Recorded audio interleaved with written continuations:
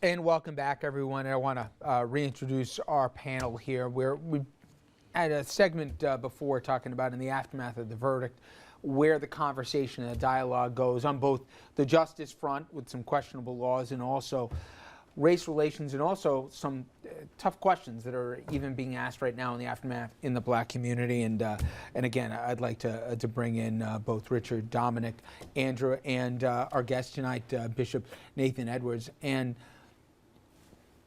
take me from when you get mass over and you're leaving the pulpit, you're walking down, you're meeting the folks.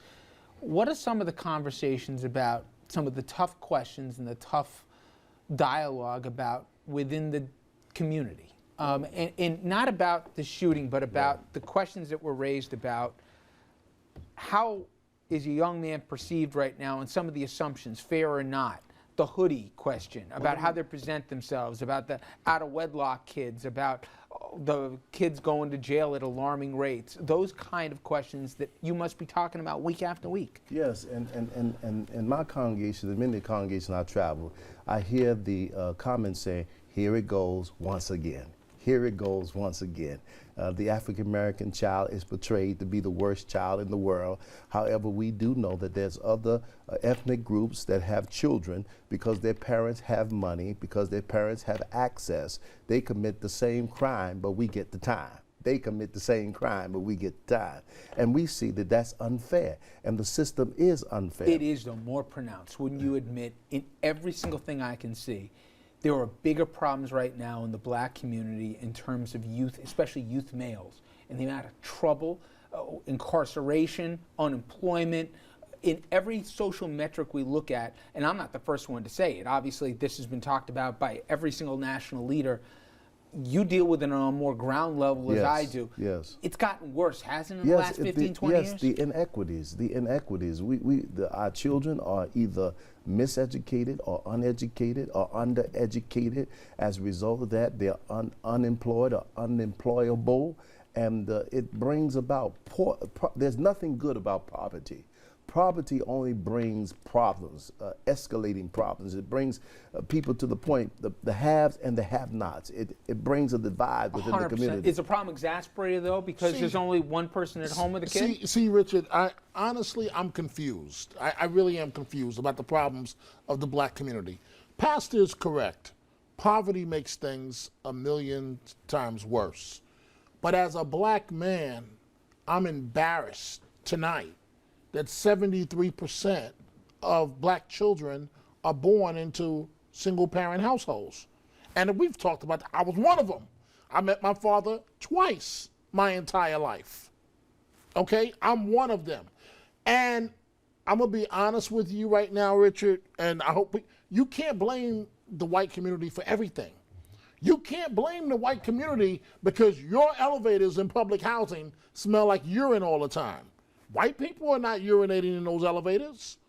And so we've got some real problems because of racism, because of poverty.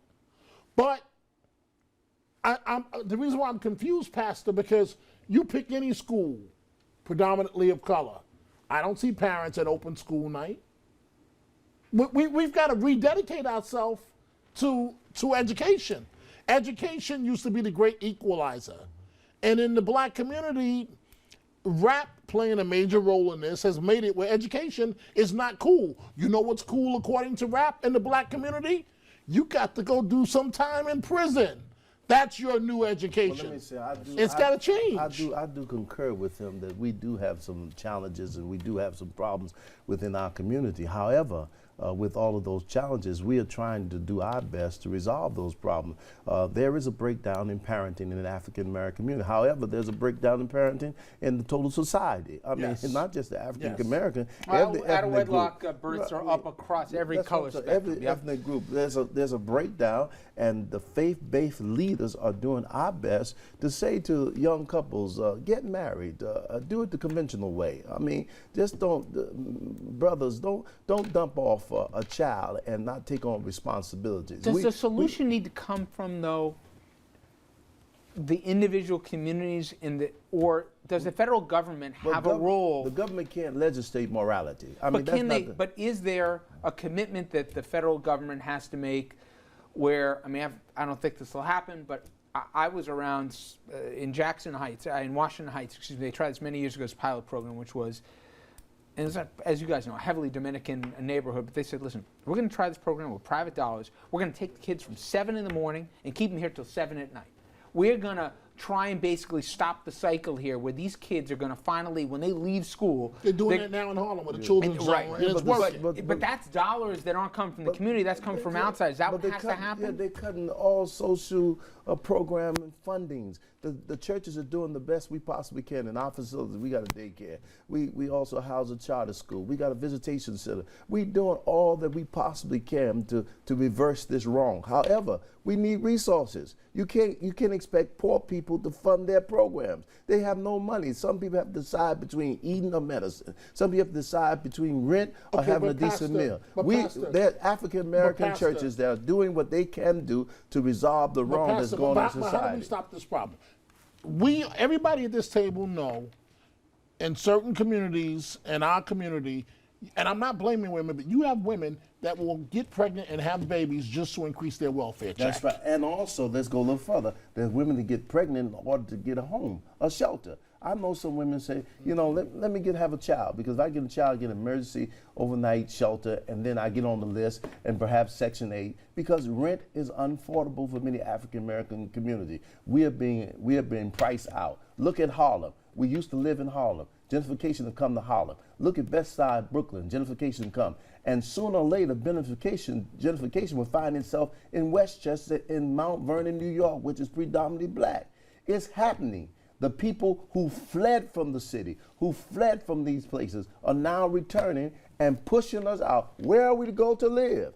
Where can we go to have a decent quality of life and have the American dream? Well, Richard, to answer your question, what can government do is do what it has done since the Republicans in the Republican Congress in 1864 passed civil rights legislation, the right to vote, equal protection, and continuing that to civil rights legislation of the 1960s, which are, let's start eliminating these barriers to employment, to education, to health care. Government's role should make sure that those barriers are eliminated so that people have access, black, white, Latino, have access to jobs, have access to proper education, have access to health care. That's what government's role should be, and that is what our founding fathers said government should do. Government should Richard, be involved in protecting individual rights. I'm not trying to put you on the spot, but let's look at the GOP But you will. messaging. I will, yeah. But look at the GOP messaging. They basically did a fun bunch when the Supreme Court ruled that affirmative action didn't have a place anymore. And again, what was affirmative action designed to do, at least at school, which was to try and create a quasi-level playing field for some kind of multicultural representation. Which was started by Nixon and the Republican administration. And he wouldn't even get in the Republican Party today, but that's another story. Well, nor Reagan, right? Okay, That's what they say. but then food stamps. They're cutting off food stamps. I'm not going to get you to have to try and defend the indefensible. I mean, look at what they're doing systematically. They don't want them to vote with the voting right law. I mean, I can keep going. It's like we're going back in time. Now, I think some of it, what do I know? I'm the white guy here, but some of it has to happen within the community to say enough of this. This isn't, we're better than this. And that's why we are protesting. That's why we're going down to Washington, D.C. on August 24th. We taking buses from Westchester, from all the we going But down what to are Washington. you asking for? We're saying to, as I indicated to you, we're saying to the federal government, you gave our foreparents, Martin Luther King, my dad, he's now resting in heaven somewhere, looking over this. They went down there in 1968. They went in buses, and they said, we come and bring in this check that's marked insufficient funds. Well, guess what? The children of their children now return back to Washington after 50 years and say, we still have the same struggle of inequality. We have the struggle of unemployment. We have the struggle. We have all of these struggles, and we need assistance. We're not asking the government to do what we can't do, but we're saying to the government, just provide us the resources and the assistance, and let us get rid of all the bureaucracy. We got too much bureaucracy in Washington. Look at the other day for children. Look at the other day for children tuition. They're allowed tuition to go from 3% to 6%. What bureaucracy? And so when we return, we take care of it. That affected everybody. I'm curious because I hear from, or I read from a number of people who say, you know, so many different ethnic groups, so many different classifications of people have come to this country, and they've been able to sort of pick themselves up out of their immigrant status or out of their, and so what's different in this scenario, and why should there be, and I don't want you to think that I'm saying, but why should there be different rules or different methods applied I'm baffled. for the black community that haven't been applied How many to? people came to this country in chains? Right. Is the story. Right. That has a lot. How many people spent years in slavery? Right. Okay. I knew Irish this came. right answer was coming when you were I saying know, that. I know. Irish came here, they were discriminated against, they assimilated. Jewish came here, they were discriminated, still discriminated against, but were able to assimilate. And they're very strong in their community, and we need to take examples in the black community, what the Jewish community do. Italians came here, they were discriminated, but were able to assimilate. But everybody, most of the population that came here, that emigrated here, came here on their own free will. Didn't come and change. Certainly. That's a great point. And the stigma from being enough, you weren't even a person when you came to this country, survives over the years. Is that a stigma in the black community, But- or do you think that's a stigma in the white But community? think about this. Think Of about not this. being equal Right. is a stigma I think that persists, of looking, you know, when you look, what's the conversation been about a black male from the black community is, you know, your life is expendable because nobody cares. That reverberates from the time African Americans came here, where you can when you were a slave, you were property, and if you killed What your happened? property, What nobody happened? did you. What happened in 1863? What happened in 1863? Don't do a history No, lesson no, with me. Abraham Lincoln signed the Emancipation Proclamation in 18. That's only 150 years ago. 150 years ago, we were free. All right, stay with me for a second. We're Only going to 150 years take ago. one break. We're going to wrap this part of the conversation up after it. Please stay with us. We'll be right back.